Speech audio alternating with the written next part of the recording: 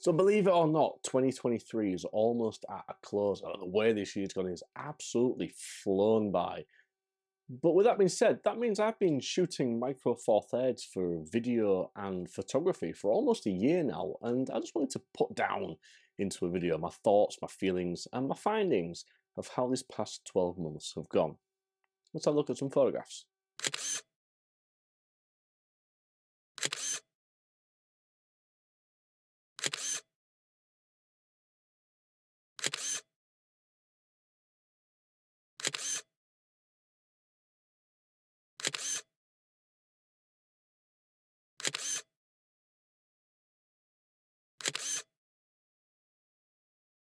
So let's take a trip down memory lane for the last 12 months. So it started with the EM10 Mark II, a broken EM10 Mark II. That I had to fix the LCD screen, but it gave me an insight into what I can expect from the Micro Four Thirds system.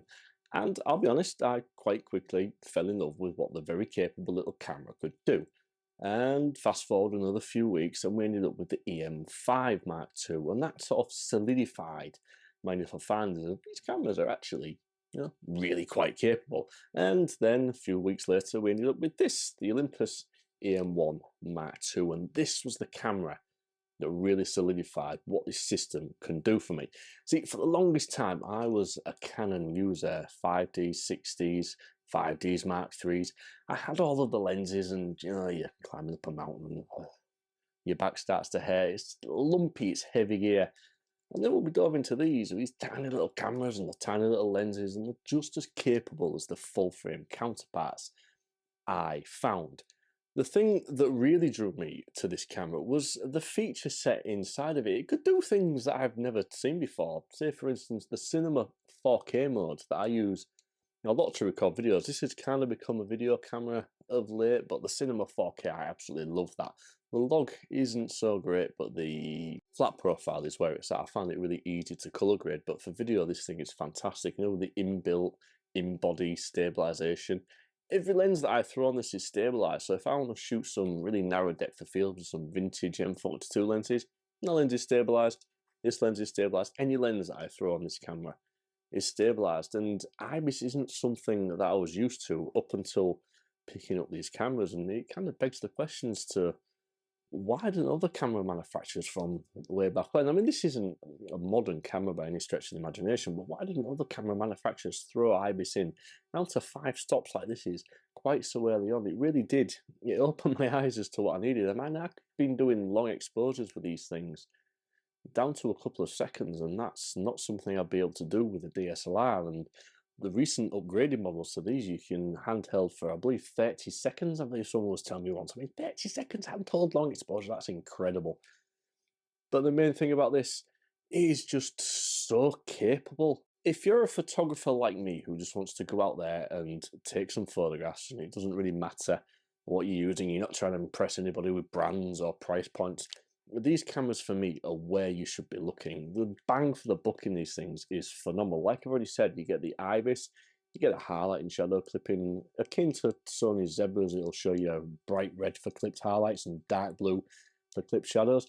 I wasn't used to that coming from Canon cameras, so suddenly when I had a camera that was capable of telling me when I was clipping things, it really did make the photography in the field so much easier to do.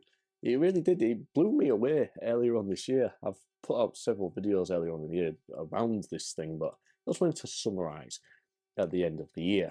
When it comes to image quality with these cameras, it's probably not as bad as some of you may be expecting. I was coming from full frame, used to some nice Canon L series glass.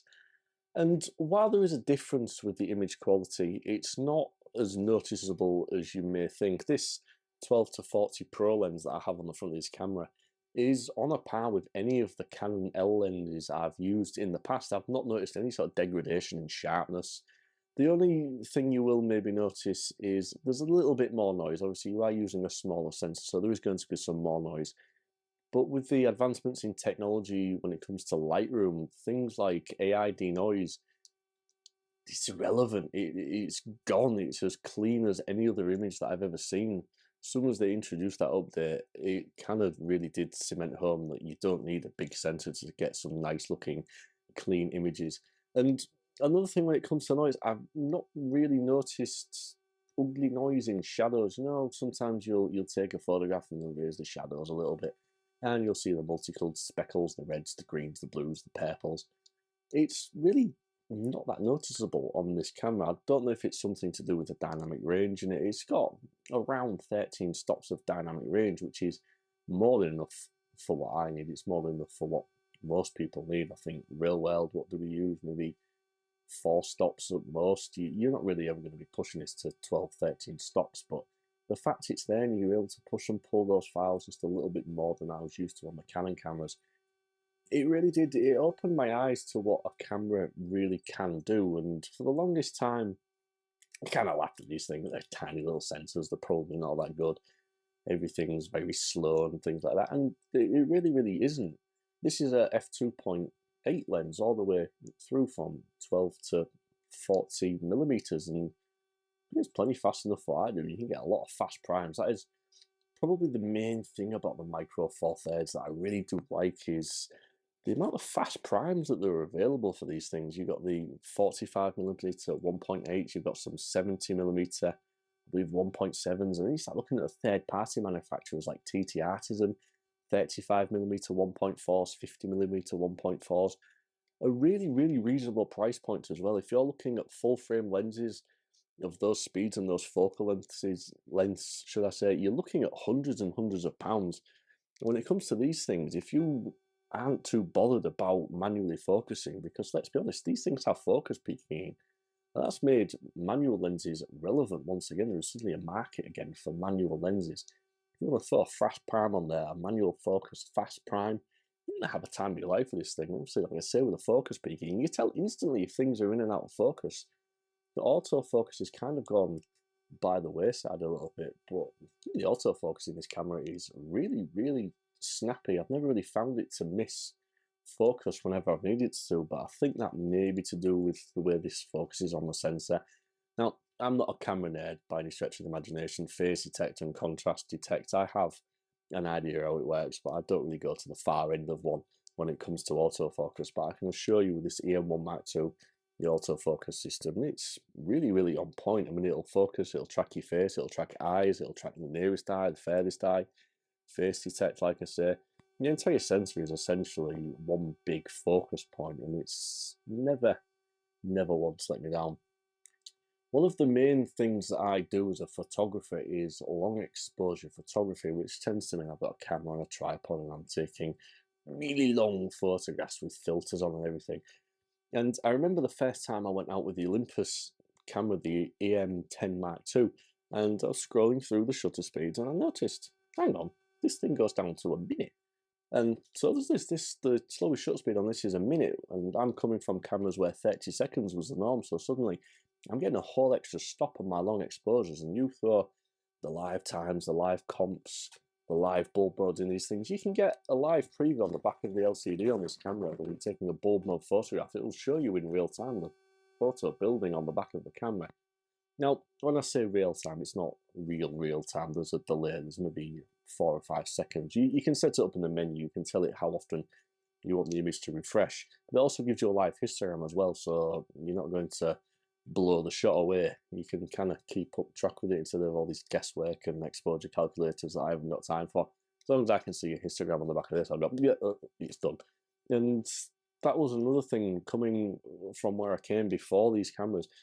Things like that was completely alien to me, completely foreign to me. I mean, I'm going to be honest with you, I don't use those modes all that often. You know, we're not going out taking several minutes worth of exposure time every time we go out, but to know the camera is capable of doing that if I need it to, especially if you're out shooting at night, you say trying to do, you know, like light trails, you can use the live comp mode, so you'll take a photograph, you'll use that as the base, and it'll take several more photographs, and it'll just throw the highlights in there instead of the whole image, and you'll get to see the light trails building up on the back of the camera. And it'll give you a raw file as an output as well, so you don't have to go home and stack 3,000 photographs in Photoshop. And if your computer is as old as mine, you know, that's a pain in the backside, isn't it?